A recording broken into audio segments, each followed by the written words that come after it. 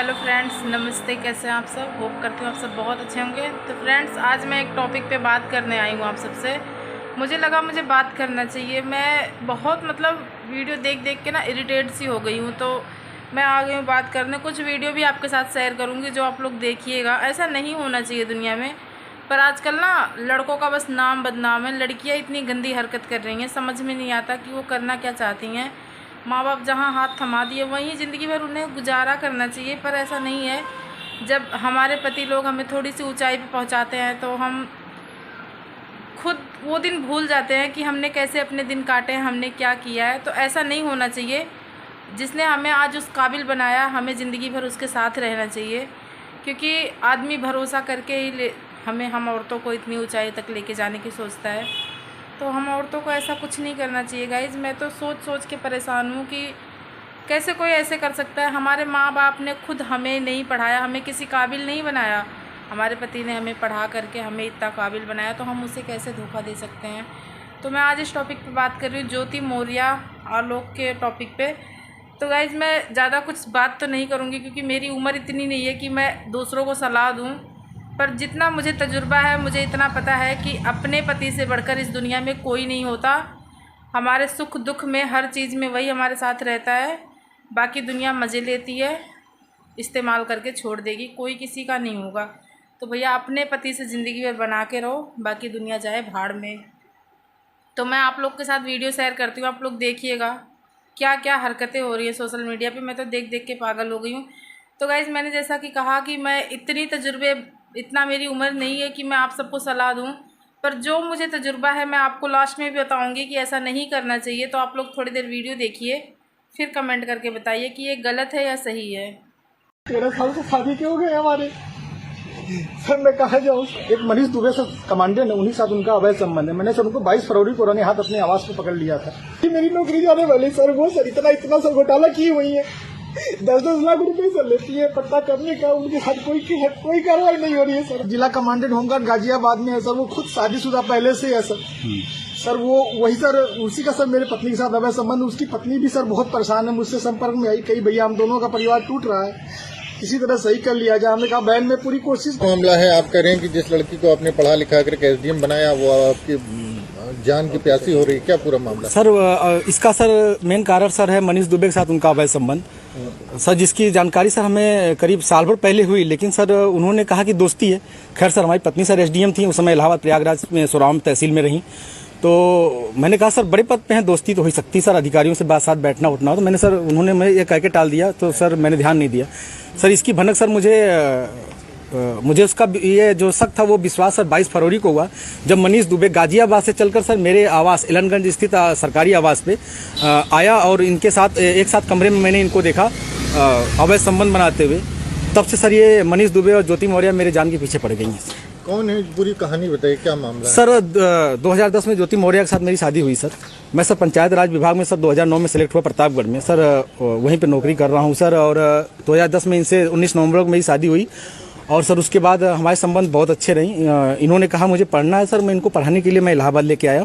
और इलाहाबाद में sir the council coaching है, वहाँ पे इलाहाबाद की सबसे अच्छी कोचिंग थी। मैंने वहाँ पे किसी तरह सर पिताजी के सहयोग से, भाइयों के सहयोग से, और यहाँ तक कि मैंने अपने डीपीआरओ साहब के सहयोग से पैसा उधार लेके इनको कोचिंग कराया। और सर ये मेहनत भी की सर, और सक्सेस भी हुई। 2015 में ये सर एसडीएम पद पे चयन हुई, 16वीं रैंक इनकी आई। सर बहुत ही खुशी का माहौल हुआ कि हम एक छोटे पद पे रहते हुए अपनी पत्नी को इतना आगे ले गए।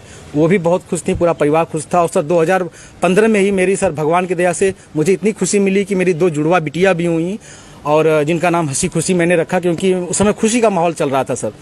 और सर बहुत अच्छा चल रहा था। लेकिन सर 2020 में ये मनीष दुबे जो जिला कमांडेंट होमगार्ड है, उसकी एंट्री होती है हम दोनों पति पत्नी के बीच में। और सर घर इतनी तबाही पे पहुंच चुका है कि घर तो टूट ही रहा है, बच्चे तो दूर हो ही रहे हैं, पत्नी दूर हो ही रही है सर। यहाँ तक कि मैं मुकदमा भी मेरे ऊपर हो गया है, और मेरी मौत की साजिश भी रची जा रही है।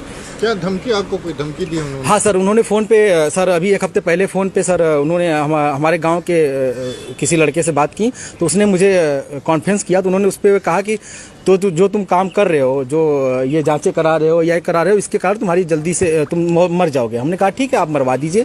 तो मैं नहीं मरवा रही हूँ, जो करवा रहे हो इसके कारण मारे जाओगे। हत्या की धमकी दी है? जी सर, हत्या की। और सर उनका भाई सर सचिन मौर्य है सर, वो मेरे घर से सर रखे मेरे काफ़ी जो कुछ पैसे थे, जेवरात थे, वो सर लेके चला गया। मेरे सर उसकी वीडियो बना के भेजा कि मैं लेके जा रहा हूँ, जो करना हो कर लीजिए। और सर मुझे चैटिंग लिख के भेजा है कि आपका व्हाट्सअप सब कुछ गायब कर दूंगा, हैक कर लिया हूँ, जो सेव करना हो सेव कर लीजिए।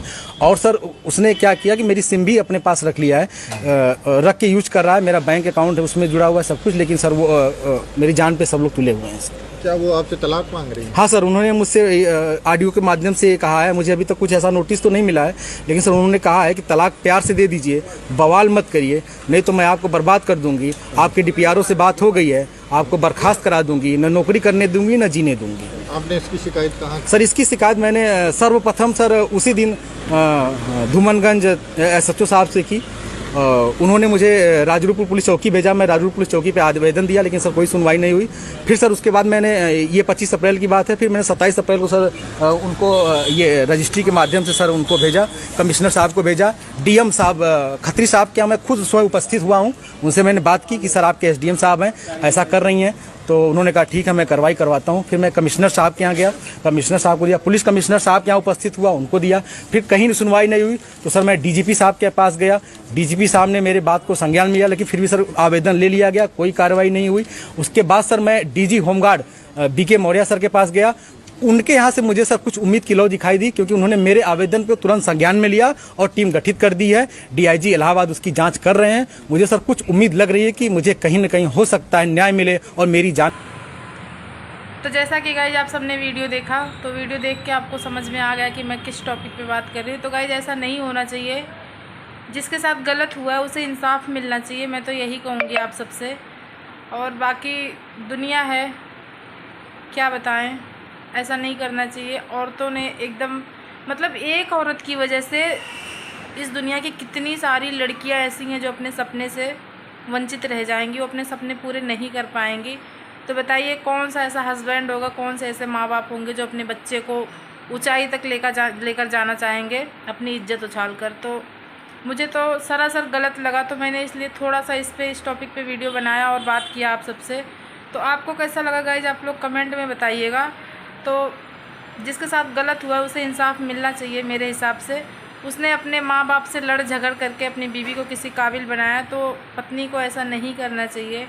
उसे अपने पति के साथ हमेशा बने रहना चाहिए, क्योंकि अगर हमारा पति है तो दुनिया में हमारे पास सब कुछ है, अगर वो नहीं है तो एक पत्नी के सामने पूरी ज़िंदगी बेकार पड़ी हुई है भैया। तो मैं इसी शब्दों के साथ विदा लेती हूँ गाइज। आपको कैसा लगा वीडियो आप लोग कमेंट करके बताइएगा, किसे इंसाफ मिलना चाहिए किसे नहीं, ये भी बताइएगा। Bye bye.